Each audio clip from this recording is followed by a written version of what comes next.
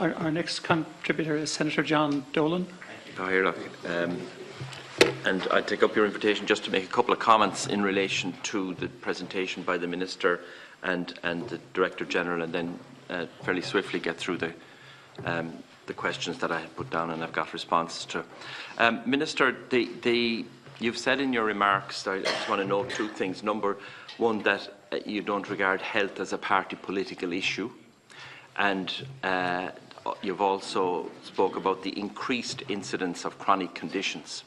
Well, I certainly hope in the environment that we're in at the moment that it doesn't become a party political issue. And I think it's important for us to say what health is, as distinct, if you like, from what it mightn't or shouldn't become. And for me, it's a societal issue. And I come straight away to 600,000 people with disabilities, chronic illnesses, carers, another 200,000. Everybody will find themselves in that space.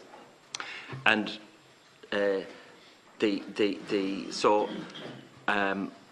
that's about how do we see the trajectory and the planning in relation to the services into the future. You mentioned, and that's why in my first question, I'll come back to it in a minute, I was talking very particularly about knitting the commitment to ratify and then implement the UN Convention into the statement of strategy, and specifically that it would be that it would state that it's a matter for the ongoing consideration at a senior level and a management level in the department.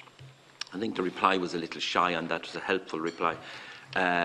Because everyone is coming into the disability, chronic illness space at some stage.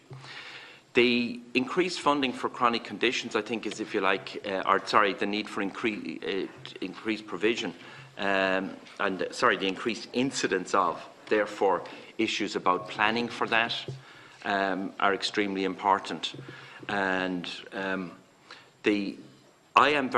just let me say then that I am very concerned at the moment, and I have expressed these concerns earlier in the week, that any movement in the here and now in one area in relation to if we have higher costs in relation to paying people who provide the service, and the employment is a big element of what is a personal service, yeah?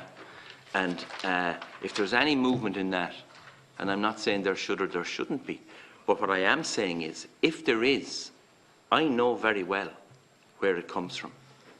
And it comes from the level of service that you're struggling now and struggling hard to try and provide. Okay? So we talk about winter initiative. There's a disability issue morning, noon and night, winter and summer. Probably more, obviously, in the winter time. And there's so many people who are really, really on a knife edge. They know they're not getting what they need already. And this now is another worry and concern on top of that. And that is part of, and I know you understand that, the load that you and your officials bear when you go into negotiations, and to try and be fair to everyone. And we have a huge distance to travel in relation to the UN Convention. Related matters in relation to the Director General's opening remarks. I know they're the opening remarks for this meeting. The comment I would make is that they're looking at a lot of issues that are here and now. Going back to what I was saying a minute ago, and this isn't a criticism of them, but I think it's something that needs to be dealt with. We have a good idea, or should have a decent idea, of the trajectory of chronic conditions. What are the causal factors? Some are behavioural, some are to do with the parents we had. We can't do anything about that. But we can do more and more about amelioration, early intervention, and good self-management. Lots of organisations in that space. So I think it's important for us to, in parallel with dealing with the hot issues at the moment, to be able to see the template. What is Ireland facing? I think it's Professor Harpison, he's the man that deals with the strokes and that. He was saying at a presentation here a couple of weeks ago, just as an example, we will have twice the number of people in 20 years with strokes. So let's start putting those things together and start figuring out what can be done in a range of ways about them.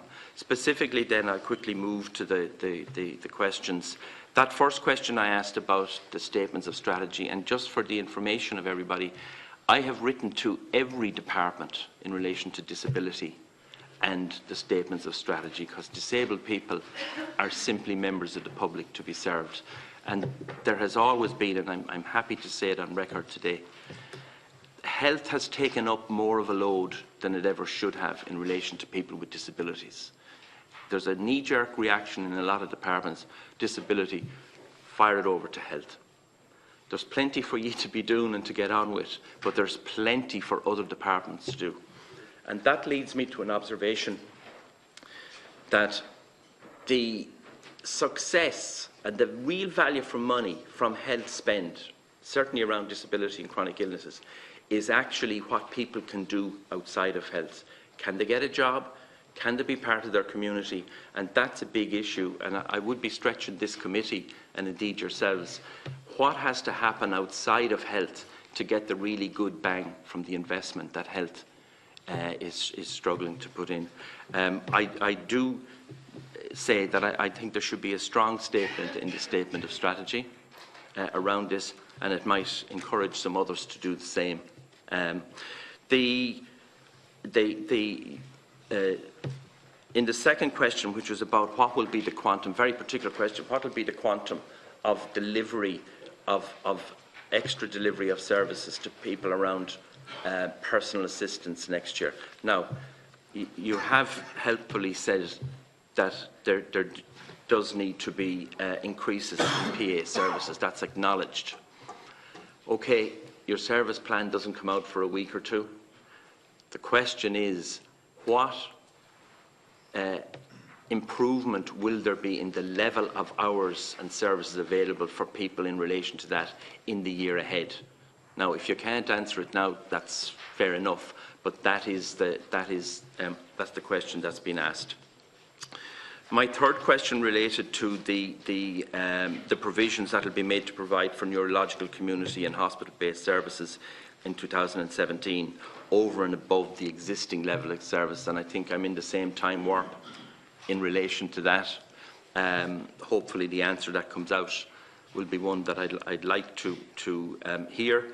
I do believe there's a huge amount that we can do between the voluntary or specific condition support organisations and other disability organisations, the Department and the HSE, to actually do better work at not so much prevention often, but early intervention and supporting people.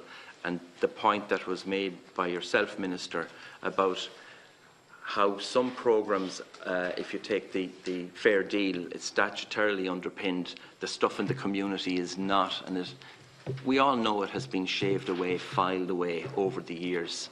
And putting the supports into people in the community is going to take pressure off acute services and make sure people who should never be there don't get there. Can I be slightly bold and just make one 30-second point? And it's to Minister McEntee, I think, in particular. I know the mental health reform were quite buoyed up by the idea when they heard that there was 35 million next year. And now they're hearing that there'll be, I think it's around 15 million, and that it'll go to 35 million in the following year. I think that what they clearly heard after the budget was there was an increase of 35 million. So they're quite concerned that that isn't there now, but that it actually is needed. Thank you for your tolerance. In the interest of time,